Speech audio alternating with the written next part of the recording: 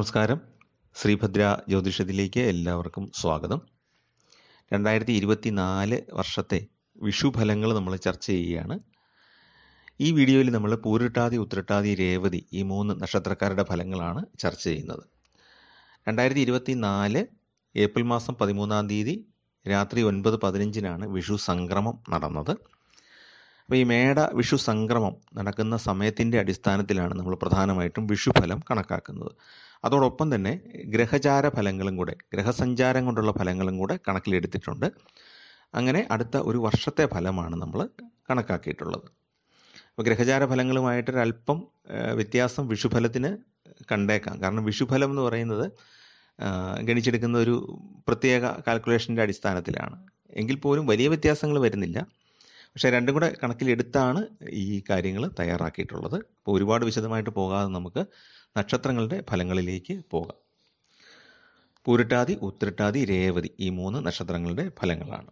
പൂരിട്ടാതിക്കാരെ സംബന്ധിച്ച് അവർ കുംഭക്കൂറിലും മീനക്കൂറിലുമായിട്ടാണ് വ്യാപിച്ച് കിടക്കുന്നത്. അവരുടെ നക്ഷത്രം ആദ്യത്തെ 1/4 ഭാഗം കുംഭക്കൂറിലും അവസാന പാദം, അതായത് 5 നാഴികയ്ക്കുള്ളിൽ ജനിച്ചവർ മീനക്കൂറിലുമാണ് ഉൾപ്പെടുന്നത്. പൂരിട്ടാതിക്കാർക്ക് പൊതുവെ നോക്കുമ്പോൾ ധനപരമായിട്ട് ഗുണകരമാണ്. 7.5 ശനിയുടെ ആദ്യ ഭാഗമാണ് പൂരിട്ടാതി നക്ഷത്രക്കാർക്ക്. പൂരിട്ടാതിയുടെ ആദ്യ 1/4 ഭാഗത്തിലുള്ളവർക്ക് 7.5 ശനിയുടെ മധ്യ കാലഘട്ടമാണ്. അവസാന പാദത്തിലുള്ളവർക്ക് തുടക്കമാണ്. പക്ഷെ അവരെ സംബന്ധിച്ച് ധനപരമായിട്ട് വലിയ ബാധ്യതകളൊന്നും ഉണ്ടാകുകയില്ല. കുറേയൊക്കെ കടങ്ങൾ തീർക്കാനും സാധിക്കും. ധനപരമായിട്ട് ധനലാഭം കുറച്ച് ഉണ്ടാകും. കുംഭക്കൂറുകാർക്ക് അത്ര നല്ല ഫലമല്ല എങ്കിൽ പോലും മീനക്കൂറിലുള്ളവർക്ക് കർമ്മഗുണം ഉണ്ടാകാനുള്ള സാധ്യതയുണ്ട്.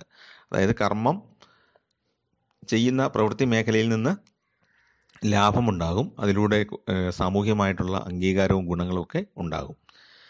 സ്ഥാനമാനങ്ങളൊക്കെ ലഭിക്കും. കുടുംബത്തിൽ ഉണ്ടാകാനും സാധ്യതയുണ്ട്. എന്നാൽ കുംഭക്കൂറിൽപ്പെട്ട പൂരിട്ടാതിക്കാരെ സംബന്ധിച്ചിടത്തോളം പൂർണ്ണമായും കുടുംബസുഖം ലഭിക്കുകയില്ല.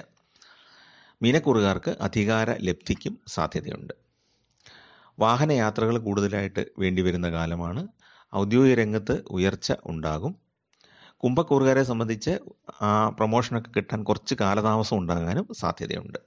പക്ഷേ കുംഭക്കൂറിന് പൂർണ്ണമായിട്ടും ഒരു നഷ്ടകാലമല്ല. കാരണം ശനിയുടെ ആ മൂലത്രികോണ ക്ഷേത്ര സ്ഥിതി ഉള്ളതുകൊണ്ട് ശനി തടസ്സകാരകനാകുകയില്ല വലുതായിട്ട്. എന്നാൽ 7.5 ശനിയുടേതായ ചില ദോഷഫലങ്ങൾ ഉണ്ടാവുകയും ചെയ്യും. അത് വലിയ മാരകമായിരിക്കുകയില്ല. സ്ഥലം മാറ്റത്തിനൊക്കെ ഉള്ള സാധ്യതയുണ്ട്. സുഹൃത്തുക്കളിൽ നിന്ന് ഉപഹാരങ്ങൾ ലഭിക്കാനുള്ള സാധ്യതയുണ്ട്. സഹായങ്ങളൊക്കെ ഉണ്ടാകും. ഗൃഹോപകരണങ്ങളൊക്കെ മാറ്റി വാങ്ങിക്കാനും വീട് മോടി പിടിപ്പിക്കാനും ഒക്കെ സാധ്യതയുണ്ട്. പൊതുവെ നോക്കുമ്പോൾ കർമ്മരംഗത്തൊരു പുഷ്ടി അനുഭവപ്പെടും. കുടുംബത്തിൽ സമാധാന അന്തരീക്ഷം ഉണ്ടാകാനായിട്ട് യോഗമുണ്ട്. നേരത്തെ ബന്ധുക്കൾ തമ്മിലുണ്ടായിരുന്ന തർക്കമൊക്കെ രമ്യതയിലെത്തി വീണ്ടും കുടുംബത്തിലൊരു ശാന്തിയുടെ അന്തരീക്ഷം സിദ്ധിക്കും. പുണ്യസ്ഥലങ്ങൾ സന്ദർശിക്കാൻ യോഗമുണ്ട്. ക്ഷേത്ര ദർശനമൊക്കെ നടത്താനുള്ള യോഗമുണ്ട്. രോഗാദി ദുരിതങ്ങളിൽ നിന്ന് മോചനം ലഭിക്കാൻ സാധ്യതയുള്ളൊരു കാലമാണ്. സ്വന്തം പ്രയത്നങ്ങൾ കൊണ്ട് തടസ്സങ്ങൾ തരണം ചെയ്യാനായിട്ടും അതിലൂടെ ആത്മവിശ്വാസം വർദ്ധിപ്പിക്കാനും ഒക്കെ സാധിക്കുന്നതാണ്. വ്യാപാരം ചെയ്യുന്നവരൊക്കെ ശ്രദ്ധിക്കണം. എടുത്തുചാട്ടം പാടില്ല. പ്രത്യേകിച്ച് കുംഭക്കൂറിലുള്ളവർ അവർ ഏതൊരു കാര്യം ആരംഭിച്ചാലും ഈശ്വര പ്രാർത്ഥനയോടുകൂടി അതിനെപ്പറ്റി നന്നായിട്ട് മനസ്സിലാക്കിയിട്ട്, ആ രംഗത്ത് പ്രവർത്തിക്കുന്നവരിൽ നിന്ന് നന്നായിട്ട് മനസ്സിലാക്കിയിട്ട് മാത്രമേ പുതിയ സംരംഭങ്ങൾ തുടങ്ങാവുള്ളൂ. അതുപോലെ തന്നെ കുംഭക്കൂറിൽപ്പെട്ടവർക്ക് ഷെയർ മാർക്കറ്റിലൊന്നും ഭാഗ്യം പരീക്ഷിക്കുന്ന അത്ര നല്ലതല്ല. മീനക്കൂറുകാരെ സംബന്ധിച്ചിടത്തോളം വലിയ നഷ്ടസാധ്യതയില്ലാത്ത കാര്യങ്ങളിലൊക്കെ പണം മുടക്കുന്നതിന് കുഴപ്പമില്ല. മീനക്കൂറിൽപ്പെട്ട പൂരിട്ടാതി നക്ഷത്രക്കാരെ സംബന്ധിച്ച് കുംഭക്കൂറിലുള്ളവർ വളരെ ശ്രദ്ധിച്ച് മാത്രമേ അത് ചെയ്യാവുള്ളൂ. ഭക്ഷണ താല്പര്യം വർദ്ധിക്കുന്നതാണ്. നല്ല ഭക്ഷണം കഴിക്കാനുള്ള യോഗമുണ്ട്. മംഗളകർമ്മങ്ങളിൽ ഒക്കെ പങ്കെടുക്കാനായിട്ട് സാധിക്കും. സദ്യകളോ വിരുന്നുകളോ ഒക്കെ പങ്കെടുക്കാനായിട്ട് സാധിക്കും. അത് 2 കൂറിൽപ്പെട്ട പൂരിട്ടാതിക്കാർക്കുമുള്ള നക്ഷത്രത്തിൻ്റെ ഫലമാണ്. അപ്പോൾ അവർക്ക് പൊതുവെ ഗുണകരമായ ഒരു കാലമാണ് പൂരിട്ടാതിക്കാർക്ക്. ചെറിയ ചെറിയ ബുദ്ധിമുട്ടുകൾ കുംഭക്കൂറിൽപ്പെട്ടവർക്ക് ഉണ്ടാകാം. അവർ നേരത്തെ പറഞ്ഞ രീതിയിൽ ശാസ്താവിന് വഴിപാടുകൾ ചെയ്യുക, ശനിദേവന് എള്ളുതിരി തെളിയിക്കുക, ശനിദേവന് നീലപ്പട്ട് സമർപ്പിക്കുക. ശാസ്താവിന് ജോലിക്കൊക്കെ ശ്രമിക്കുന്നവർ ശംഖുപുഷ്പം കൊണ്ടൊരു അർച്ചന കൂടെ ചെയ്യുന്നത് നല്ലതാണ്. പിന്നെ ശനിയാഴ്ചകളിൽ പ്രാർത്ഥന നടത്തുക, അതൊക്കെ നല്ലതാണ്. മീനക്കൂറിൽപ്പെട്ടവർ ഇതോടൊപ്പം തന്നെ മഹാവിഷ്ണു ക്ഷേത്രത്തിലും ദർശനം നടത്തുക, അതുപോലെ തുളസിമാല സമർപ്പിക്കുക പോലുള്ള വഴിപാടുകൾ ചെയ്യണം. മഹാവിഷ്ണുവിന് അർച്ചന ചെയ്യുന്നത് വളരെ ഗുണകരമാണ്. നെയ്വിളക്ക് തെളിയിക്കുന്നത്, ശാസ്താവിനാണെങ്കിലും മഹാവിഷ്ണുവിനാണെങ്കിലും നെയ്വിളക്ക് തെളിയിക്കുന്നത് നല്ലതാണ്. രോഗങ്ങൾ എന്തെങ്കിലും ആരംഭിച്ചാൽ ഉടൻ തന്നെ മഹാദേവന് കൂവളത്തില കൊണ്ട് ഒരു അർച്ചന സമർപ്പിക്കുക. പെട്ടെന്ന് തന്നെ രോഗശമനം ഉണ്ടാകുന്നതാണ്.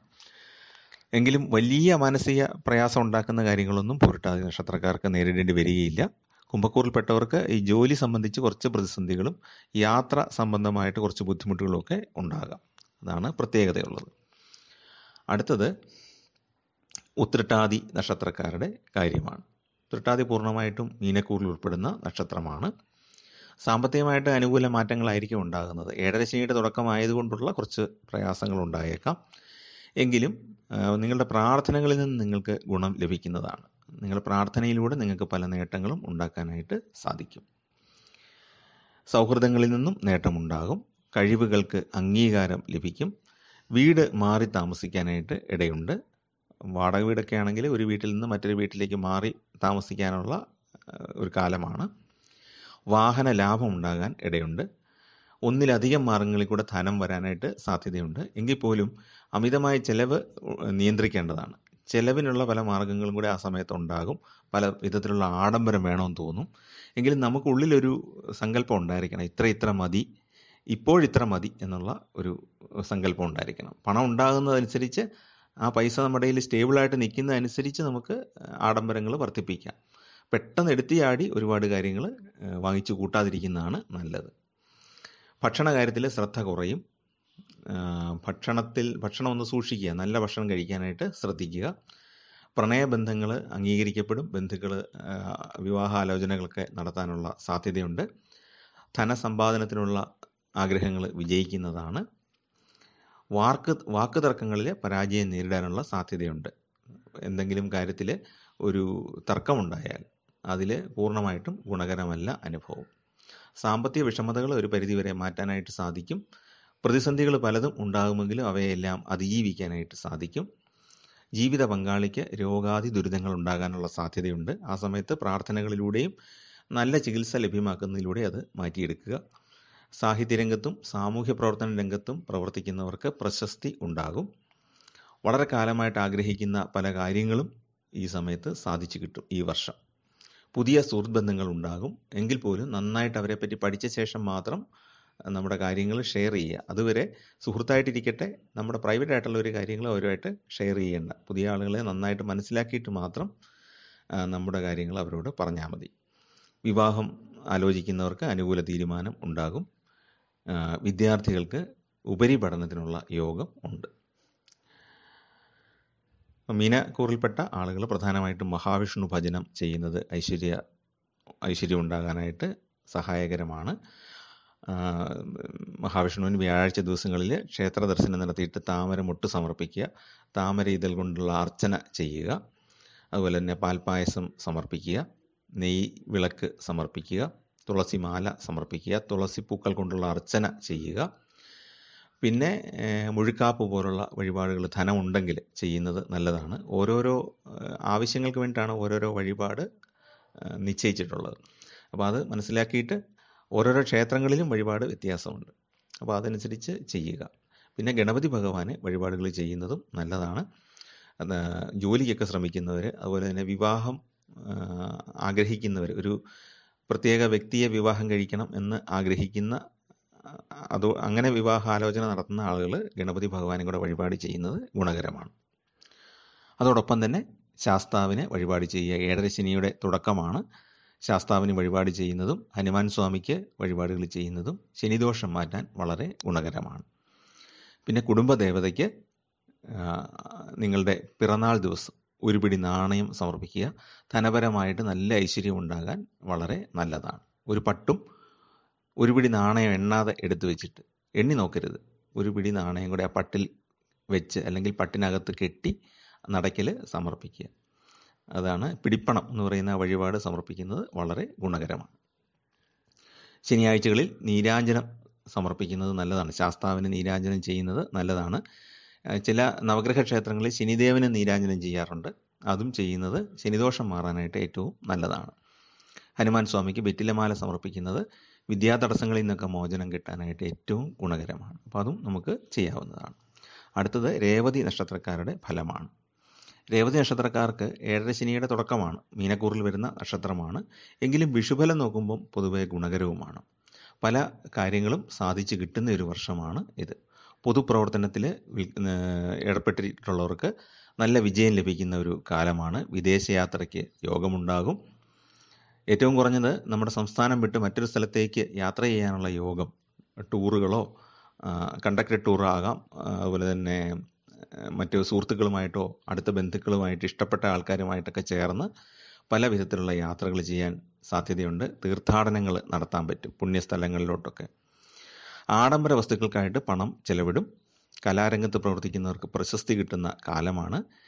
വിദേശത്ത് നിന്ന് നാട്ടിലെത്താൻ ആഗ്രഹിക്കുന്നവർക്ക് അത് സാധിക്കും. ബന്ധുക്കളെ കാണാനായിട്ട് സാധിക്കും. നിരവധി യാത്രകൾ ചെയ്യേണ്ടി വരുന്ന അവസരമാണ്. ജോലിയൊക്കെ ഉള്ളവർക്കാണെങ്കിൽ ജോലിയുടെ ഭാഗമായിട്ട്, അതല്ല ചിലർക്ക് ഈ യൂട്യൂബൊക്കെ ചെയ്യുന്നവർക്ക് അവരുടെ വ്ളോഗിങ്ങിൻ്റെ ഭാഗമായിട്ടൊക്കെ ധാരാളം യാത്രകൾ ചെയ്യേണ്ടി വരും. പല കാര്യങ്ങളിലും അവസരത്തിനൊത്ത് പ്രവർത്തിക്കാനും അതിലൂടെ അംഗീകാരം ലഭിക്കാനും സാധിക്കും. അതുപോലെ തന്നെ പല വിധത്തിലുള്ള അപകടങ്ങൾ ഒഴിവാക്കാനും സാധിക്കും. ഒരുപാട് കാലമായിട്ട് കാണാതിരുന്ന ബന്ധുക്കളെയോ സുഹൃത്തുക്കളെയോ ഒക്കെ കണ്ടുമുട്ടാനും ഈ വർഷം സാധ്യതയുണ്ട്. സർക്കാരിൽ നിന്നും പലവിധ ആനുകൂല്യങ്ങൾ കിട്ടാൻ സാധ്യതയുണ്ട്. ജോലിയിലുള്ളവർക്കാണെങ്കിൽ പ്രൊമോഷൻ, അല്ലെങ്കിൽ ഇഷ്ടപ്പെട്ട സ്ഥലത്തേക്കുള്ള സ്ഥലം മാറ്റം, ഇതൊക്കെ ലഭിക്കാം. മേലധികാരികളുമായിട്ട് നല്ല ബന്ധം പുലർത്താൻ സാധിക്കും. സഹോദര സ്ഥാനീയരിൽ നിന്നും സഹായം ഉണ്ടാകും. സഹോദരങ്ങൾക്കും ഉയർച്ച ഉണ്ടാകുന്ന കാലമാണ്. പണമിടപാടുകളിൽ കൃത്യത പുലർത്താനും കടമൊക്കെ ഒരു പരിധിവരെ വീട്ടിയെടുക്കാനും സാധിക്കും. വിദ്യാർത്ഥികൾക്ക് മത്സര പരീക്ഷകളിൽ വിജയം നേടാനായിട്ട് സാധിക്കും.